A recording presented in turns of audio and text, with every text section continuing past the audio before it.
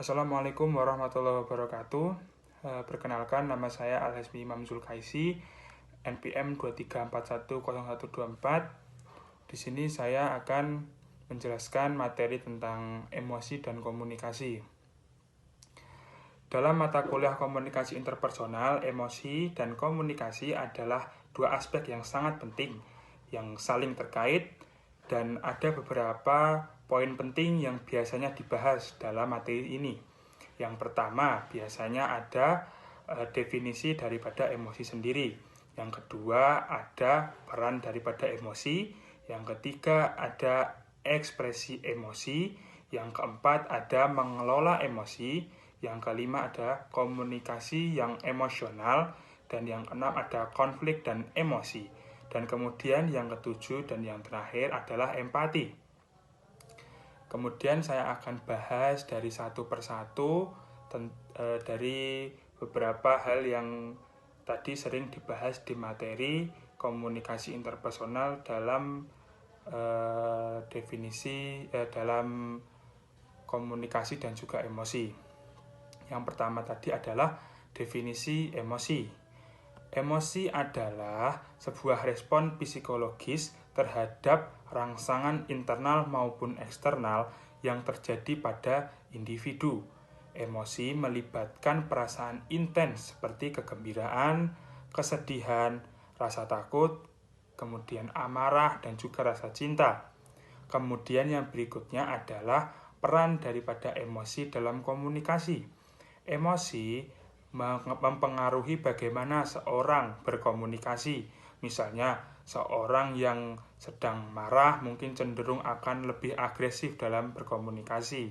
Kemudian, sementara orang yang sedih bisa menjadi lebih tertutup atau sensitif terhadap komentar-komentar orang lain. Kemudian yang berikutnya adalah ekspresi emosi. Cara seorang mengekspresikan emosi dapat terjadi secara verbal melalui kata-kata ataupun nonverbal melalui bahasa tubuh. Kemudian bahasa tubuh juga meliputi tentang ekspresi wajah atau intonasi suara. Kemudian ekspresi ini memainkan peranan kunci dalam bagaimana pesan diterima dan disampaikan oleh orang lain.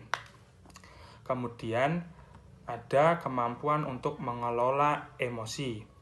Dalam konteks komunikasi interpersonal, penting untuk dapat mengenali dan mengetahui dan juga memahami emosi sendiri serta emosi orang lain. Kemampuan untuk mengenali dan emosi dengan baik dapat membantu memperbaiki interaksi hubungan interpersonal. Kemudian ada komunikasi yang emosional. Komunikasi interpersonal seringkali melibatkan ekspresi emosional. Penting bagi setiap individu untuk belajar bagaimana mengekspresikan emosi dengan tepat agar pesan yang disampaikan dapat dipahami dengan baik oleh penerimanya. Kemudian ada konflik dan emosi. Emosi juga dapat mempengaruhi penyelesaian konflik. Ketika emosi tidak dikelola dengan baik, konflik bisa menjadi lebih rumit. Namun komunikasi yang efektif dapat membantu mengurangi dampak negatif dari emosi dalam konflik. Kemudian yang terakhir ada empati.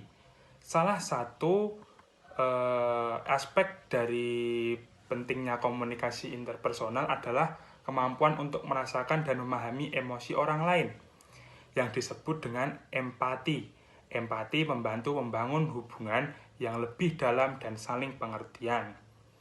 Mungkin cukup sekian yang dapat saya sampaikan. Kurang lebihnya saya mohon maaf. Wabillahi taufiq wa hidayah. Wassalamualaikum warahmatullahi wabarakatuh.